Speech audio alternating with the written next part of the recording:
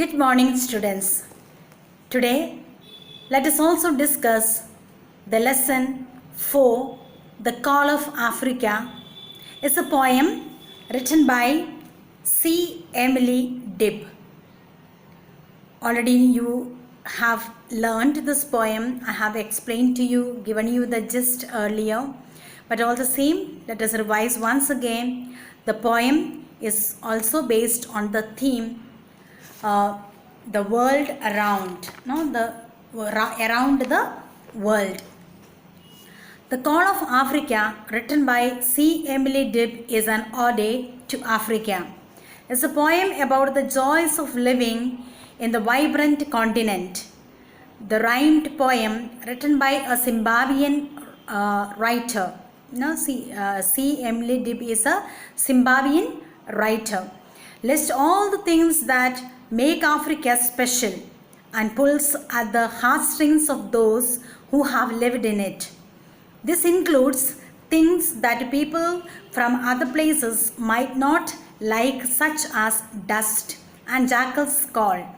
The poem talks about the animals, open skies, grass and the bush, which make Africa such a wonderful place. I have already explained to you that in the early times, some years back, this Africa was known as the dark continent because very few people were known about this particular country or the continent. And now it is not like that. So much of difference have come and it has become a fascinating continent. Many people are attracted to see this place around the world. People come from around the world and go there for just to spend their time. And it's really a beautiful poem written by the poet, giving just all what it is seen in Africa and how the Africa is now at present very fascinating one for the people to stay over there and visit. In this poem, first I will just read the first 10 lines. Thereafter, we will discuss the question answers and the exercises which is given for you. Before that, I want to tell you that see that you are learning the word meanings correctly, so that when choice is given to you, you are easily able to pick up the correct answer to write. I'm not going to read the complete poem, just a little poem. Just see whether if I am able to read it completely, then I'll do it, because we have very less time. When you have acquired a taste for dust, the scent of our first rain, you are hooked for life on Africa, and you'll not be right again until you can watch the setting moon and hear the jackals bark and know they are around you, waiting in the dark. When you long to see the elephants or hear the conch's song, when the moonrise sets your blood on fire, you have been away too long. It's time to cut the traces loose and let your heart go free beyond that far horizon. Where your spirit yearns to be, Africa is waiting, come. Since you have touched the open sky and learned to love the rustling grass and the wild fish eagle's cry, you will always hunger for the bush, for the lion's rasping roar, to camp at the last beneath the stars, and to be at peace once more. Written by E. Emily Dibb. I have read the whole poem, so I hope it will helpful for you to have a practice of reading the poem also. So reciting the poem. Now come to the page, page 26, we have the tick the correct answers. Remember, tick the correct answers, learn it properly. It can come for the fill in the blanks, it can come for complete the sentences, or tick the correct answer, or true or false. So be ready with all types of questions. You are hooked for life on Africa when you have acquired a taste for dust. In the first stanza, the poet talks about jackals. In the second stanza, you long to hear the song of the corn call.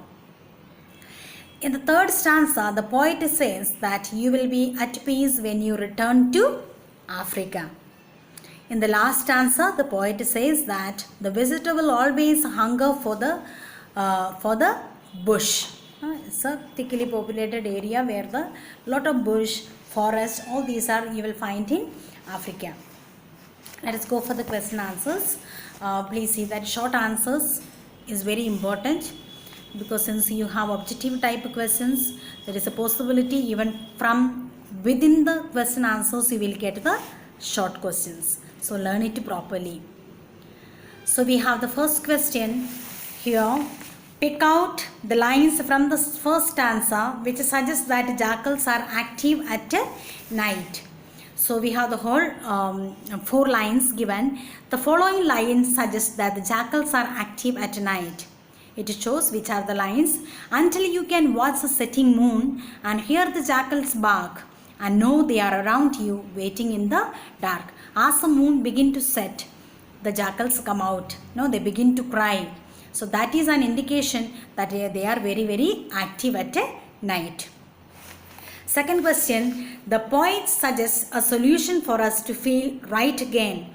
What is the solution? So we have, the poet suggests that we can only be right again when we can watch the setting moon and hear the jackals bark. Number 3, we have the line, you have been away too long.